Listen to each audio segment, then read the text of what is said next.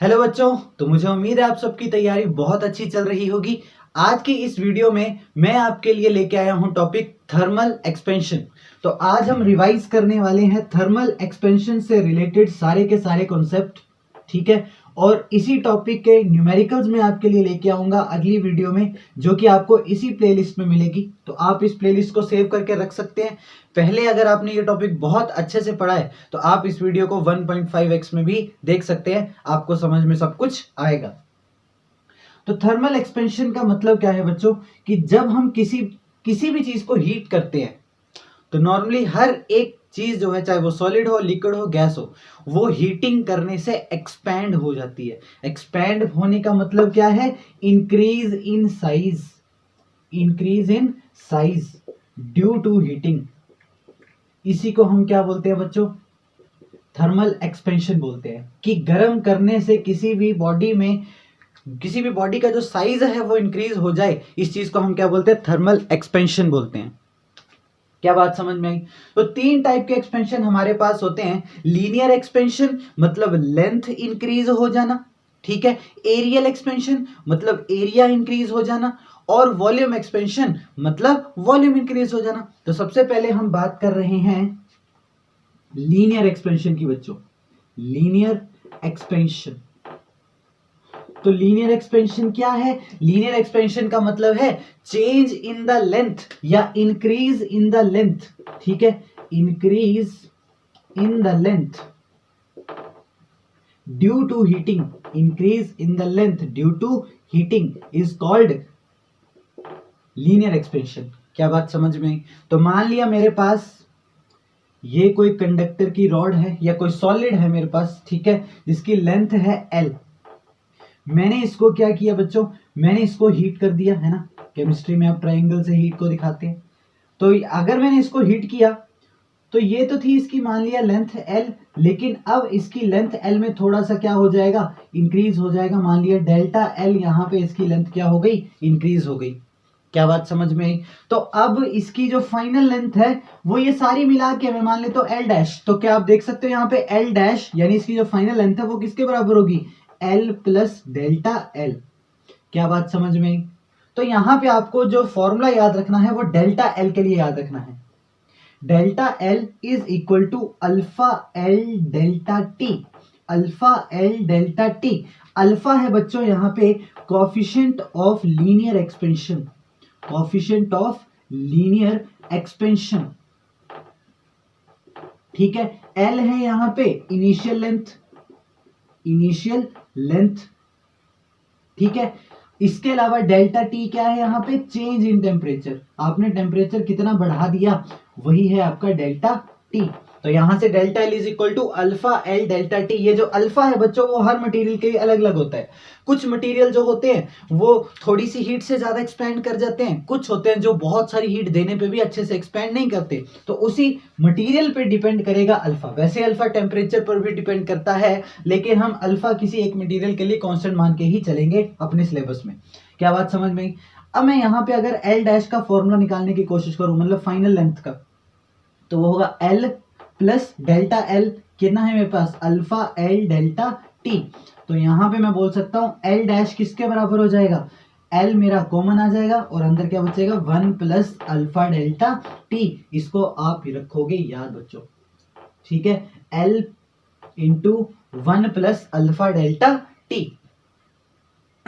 ये जो मैंने इक्वेशन लिखी यहां पे, इस इक्वेशन को अगर मैं ऐसे लिखूं, L dash is equal to alpha L delta T plus में एल, तो मैं यहां पे एक ग्राफ भी बनाने की कोशिश कर सकता हूं L dash versus delta T के बीच में। अगर आप इसको कंपेयर करो इसके साथ, y is equal to M X plus सी।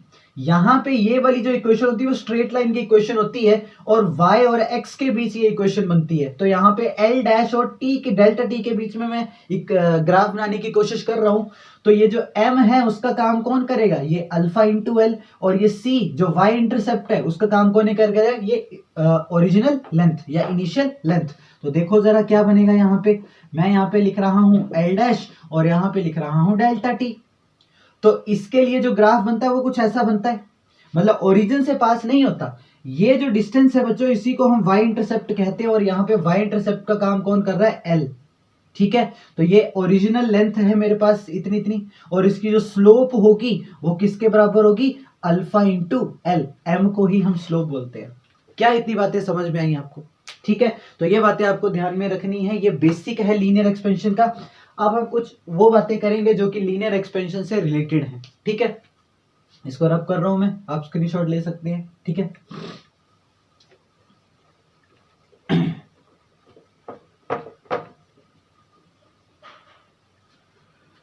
अब मैं बात कर रहा हूं बाईमेटेलिक स्ट्रिप की। बाईमेटेलिक स्ट्रिप, तो बाईमेटेलिक स्ट्रिप में क्या होता है बच्चों, ये एक स्ट्रिप होगी यहां पे, ठीक है, जिसमें आपके पास दो दो मेटल्स एक साथ जुड़े होंगे। एक स्ट्रिप है जिसमें ऊपर ऊपर तो एक मेटल है, मैंने मेटल 1 लिख दिया, और एक नीचे मेटल है जिसको मैंने मेटल 2 लिख दिया। इसका लीनियर एक्सपेंशन का कोएफिशिएंट है अल्फा 1, और इसका लीनियर एक्सपेंशन का कोएफिशिएंट है अल्फा 2। क्या बात समझ में? अब दोनों का अल्फा अलग अलग है। अल्फा अलग अलग होने का मतलब है कि दोनों टेम्परेचर आने पे एक्सपैंड अलग अलग तरीके से होंगे।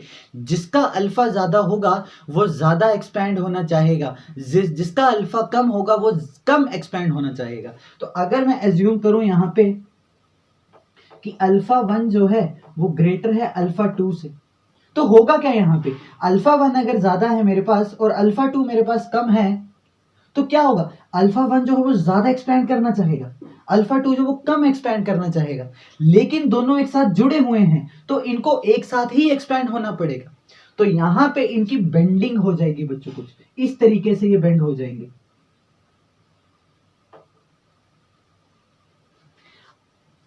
अब आप देख सकते हो कि नीचे और ऊपर वाले में से ज्यादा लंबी आर्क कौन सी बनी, ऊपर वाली। ऊपर वाली की लेंथ ज्यादा है और ज्यादा एक्सपैंड कौन होना चाहता था, अल्फा 1 वाला, यानी मेटल 1, क्योंकि उसका अल्फा 1 क्या था, ज्यादा था। क्या बात समझ में? तो ऊपर वाला जो हिस्सा है वो किसका होगा, मेटल 1 का होगा, जिसका कोएफिशिएंट क्या था, अल्फा 1, और नीचे वाला कौन सा होगा, मेटल 2, जिसका कोएफिशिएंट क्या था, अल्फा 2। क्या बात समझ में? लेकिन बच्चों अगर उल्टी कंडीशन होती कि अल्फा 2 जो है वो ज्यादा होता और अल्फा 1 कम होता, मतलब अल्फा 2 ज्यादा है, मतलब मेटल 2 जो वो ज्यादा एक्सपेंड होना चाहता है, तो एक्सपेंशन कुछ इस तरीके से हो जाती है यहां पे। क्या बात समझ में आई? तो ये मेरा अल्फा 2 वाला, ये अल्फा 1 वाला, ये M2, ये M1। क्या बात समझ में आई? तो यहां पे आप देखो कि ज्यादा एक्सपेंशन किसकी हुई है, जो बाहर वाला है, मतलब जो बाहर वाला रहेगा उसकी लेंथ ज्यादा होगी, वो ज्यादा एक्सपैंड करेगा। अब दूसरे तरीके से हम ये बोल सकते हैं कि जिसका अल्फा ज्यादा है, जिसका अल्फा ज्यादा है उसका आउटर सरफेस जो होगा वो कन्वेक्स सरफेस होगा। कैसा सरफेस होगा, कन्वेक्स सरफेस। और जिसका अल्फा कम होगा उसका आउटर सरफेस कैसा होगा, कॉनकेव सरफेस होगा। कैसा सरफेस होगा, कॉनकेव सरफेस। आप देख सकते हो यहाँ पे ये वाला सरफेस कैसा है, कॉन्वेक्स है बच्चों। कैसा है, कॉन्वेक्स है। और ये वाला सरफेस कैसा है, ये कॉनकेव है। कॉनकेव कैसा होता है, ये अंदर वाला गुफा वाला जो होता है ना, कॉनकेव, केव, केव मतलब गुफा।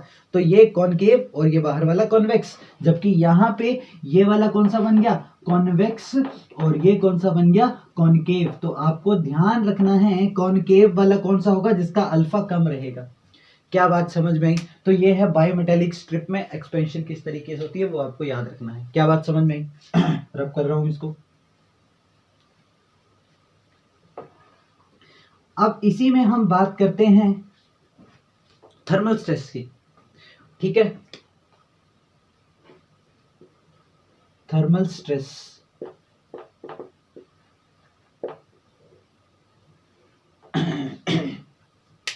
अब देखो बच्चों, मान लिया मेरे पास ये रॉड है, इसकी लेंथ L है, इसको मैंने अगर हीट किया, इसको अगर मैंने क्या किया, हीट किया, ठीक है, तो ये क्या होगा, एक्सपैंड होगा, इसकी लेंथ क्या हो जाएगी, इंक्रीज हो जाएगी। तो यहाँ पे कोई भी स्ट्रेस देखने को नहीं मिलेगा। स्ट्रेस आपको तब देखने को मिलता है जब आप एक्सपेंशन को रिस्ट्रिक्ट कर दोगे, आप एक्सपेंशन को रोक लोगे। क्या बात समझ में आई? अब फॉर एग्जाम्पल मेरे पास ये एक रॉड है और मैंने इसको क्या किया, यहां से फिक्स कर दिया।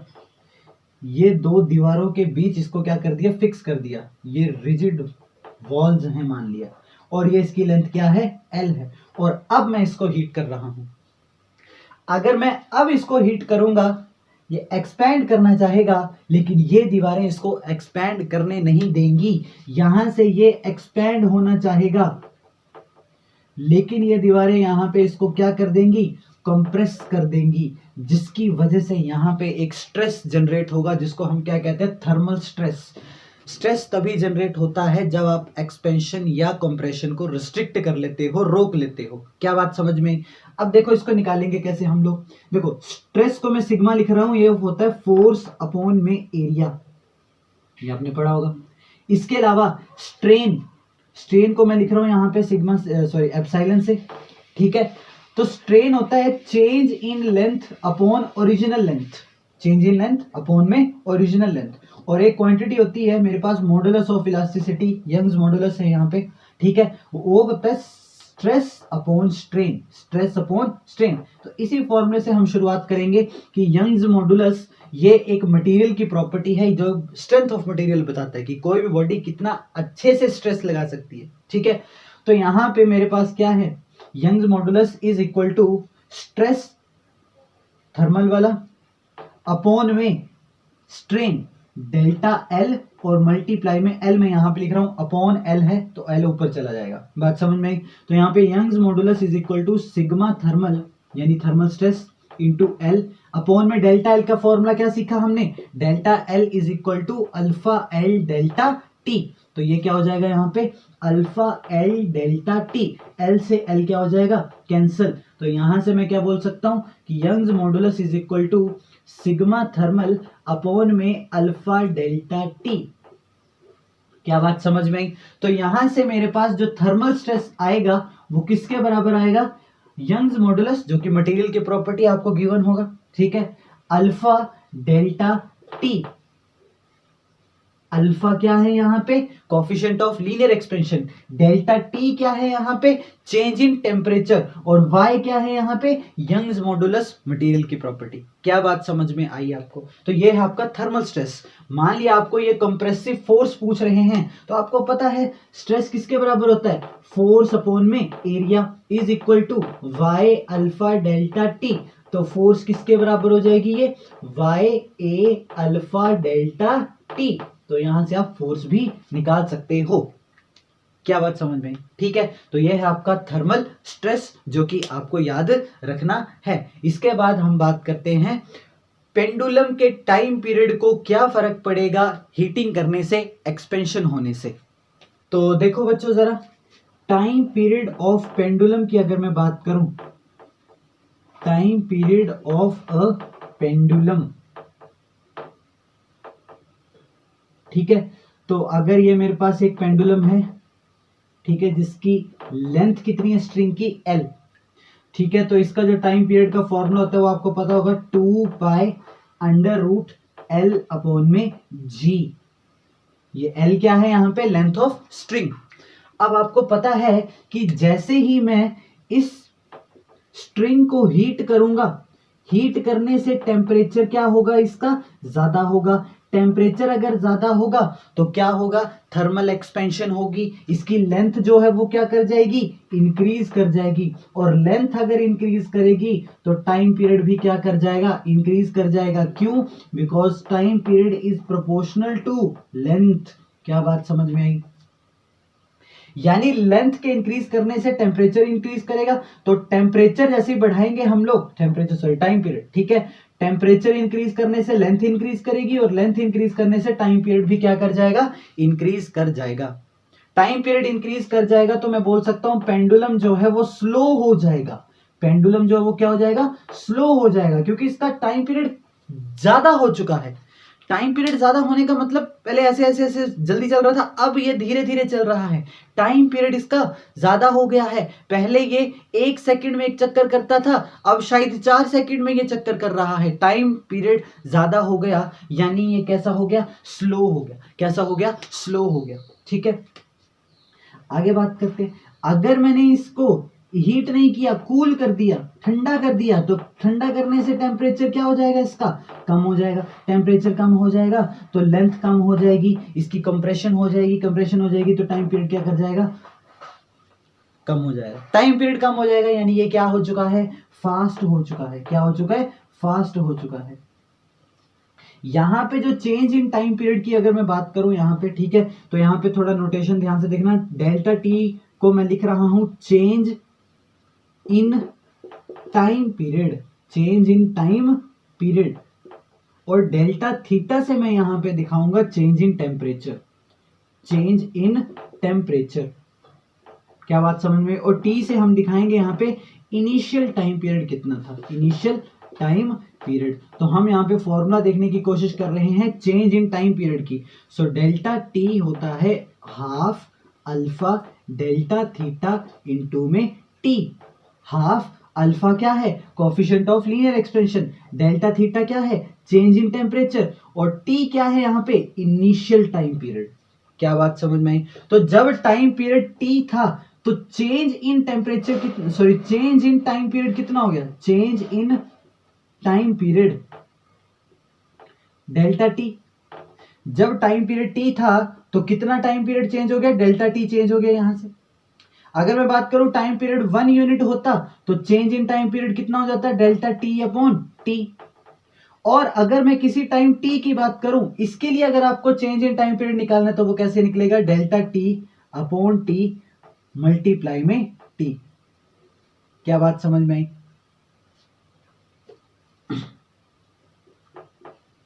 तो इतनी बातें आपको रखनी है बच्चों ध्यान में, किसके बारे में, time period of A pendulum के बारे में। तो लीनियर एक्सपेंशन में इतनी ही बातें हैं जो कि आपको ध्यान में रखनी है, ठीक है। तो अभी हमने लीनियर एक्सपेंशन पढ़ लिया है। तो लीनियर एक्सपेंशन में हमने क्या किया, लीनियर एक्सपेंशन का सबसे बेसिक फॉर्मूला अगर मैं बात करूं तो क्या है आपका, कि लेंथ जो है वो L से इंक्रीज हो जाएगी डेल्टा L, ठीक है। L में डेल्टा L जुड़ जाएगा और डेल्टा L का फॉर्मूला हमने किया अल्फा L डेल्टा T। फिर हमने यहां से नई वाली फाइनल लेंथ या न्यू लेंथ और इंक्रीज्ड लेंथ का जो फॉर्मूला किया वो क्या किया, ये डेल्टा L की जगह जब ये रखेंगे L कॉमन आएगा, अंदर बचेगा 1 प्लस अल्फा डेल्टा T। अब इसी तरीके से हमारे पास होता है एरियल एक्सपेंशन। एरियल एक्सपेंशन मतलब एरिया में एक्सपेंशन हो जाना, एरिया इंक्रीज हो जाना। इसको हम लोग सुपरफिशियल एक्सपेंशन भी कहते हैं, सुपरफिशियल एक्सपेंशन, ठीक है। तो सुपरफिशियल एक्सपेंशन, मान लिया कोई बॉडी है जिसका एरिया ए है और इसका एरिया इंक्रीज हो गया डेल्टा ए से, तो इसका जो नया एरिया होगा वो किसके बराबर होगा, ए प्लस डेल्टा ए। अब यहां पे भी हमको डेल्टा ए का फॉर्मूला देखना है, तो डेल्टा ए का फॉर्मूला बिल्कुल डेल्टा एल की तरह ही होगा, बस अल्फा की जगह आएगा बीटा। बीटा क्या है, कोएफिशिएंट ऑफ एरियल एक्सपेंशन। वो भी किस पे डिपेंड करेगा, मटेरियल पे डिपेंड करेगा। एल की जगह आ जाएगा ए और साथ में डेल्टा टी। तो ये है आपका चेंज इन एरिया, ये है coefficient of areal expansion. Alpha क्या है, coefficient of linear expansion, coefficient of areal expansion area. फिर ये डेल्टा टी क्या है, चेंज इन टेम्परेचर। तो यहाँ पे अगर मैं ए डैश की बात करूं तो फिर से ये आ जाएगा मेरे पास ए प्लस डेल्टा ए की जगह बीटा ए डेल्टा टी। तो ए डैश का फॉर्मूला क्या बनेगा, यहाँ से A common 1 plus beta delta T. तो ये ध्यान में रखना है, सेम टू सेम लेंथ की तरह है, सेम टू सेम लेंथ की तरह, कोई फर्क यहाँ पे आपको देखने को नहीं मिलेगा सिवाय बीटा के। क्या बात समझ में आई? इसके अलावा वॉल्यूम एक्सपेंशन, ठीक है, वॉल्यूम एक्सपेंशन। तो वॉल्यूम एक्सपेंशन क्या है, वॉल्यूम इंक्रीज हो जाना, ठीक है। तो मान लिया मेरे पास ओरिजिनल वॉल्यूम V है, change in volume delta V है और फाइनल वॉल्यूम V डैश है। बात समझ लो, चेंज होने के बाद बनी। तो यहां पे ध्यान रखेंगे फिर से हम लोग कि चेंज इन वॉल्यूम का फॉर्मूला बिल्कुल इसी तरीके से होगा, बीटा की जगह यहाँ पे आएगा गामा, ए की जगह V डेल्टा T। तो यहां पे जो नई वॉल्यूम बनेगी V डैश वो किसके बराबर आएगी, सिर्फ इसी की तरह ए की जगह आ जाएगा V, 1 प्लस बीटा की जगह आ जाएगा गामा और डेल्टा टी। तो ये है आपके पास वॉल्यूम, फाइनल वॉल्यूम के लिए फॉर्मूला। क्या बात समझ में आई आपको? ठीक है, तो ये तीनों आपको याद रखने हैं। ठीक है, तो यहाँ पे 3 कोफिशिएंट किए हमने थर्मल एक्सपेंशन के, अल्फा, बीटा और गामा। ठीक है, तो अल्फा क्या है यहाँ पे? Coefficient of linear expansion. Beta क्या है यहाँ पे? Coefficient of areal expansion. और गामा क्या है यहाँ पे? Coefficient of volume expansion. अगर मैं इनके यूनिट की बात करूं बच्चों, तो सबका यूनिट जो होता है वो पर टेम्परेचर होता है, यानी पर केल्विन या पर डिग्री सेल्सियस। कैसे? देखो जरा, कोई भी एक फॉर्मूला लिख लो आप। ठीक है, जैसे डेल्टा एल क्या है मेरे पास? Alpha L delta T. आप लिख लो डेल्टा ए क्या हो जाएगा मेरे पास? Beta A delta T. और डेल्टा वी क्या हो जाएगा? Gamma V delta T. सबका फॉर्मूला सेम होगा। क्यों? देखो मैं ऐसा यूनिट की बात कर रहा हूं, यूनिट की। तो एल और एल तो क्या हो जाएंगे? कैंसिल। तो अल्फा किसके बराबर आया? 1/डेल्टा टी के बराबर। वैसे यहां पे बीटा देखो, एरिया और एरिया की यूनिट कैंसिल हो जाएंगे, तो यूनिट में किसके बराबर? 1/डेल्टा टी। मैं यूनिट्स की बात कर रहा हूं। ए और डेल्टा ए को कैंसिल, मतलब उनके यूनिट्स कैंसिल कर रहा हूं, क्योंकि ये भी मीटर स्क्वायर होगा, ये भी मीटर स्क्वायर होगा। बात समझ में आई? तो सबका आप देखोगे तो 1/टेम्परेचर है, यानी एस आई यूनिट क्या हो जाएगा सबका? पर केल्विन। क्या हो जाएगा?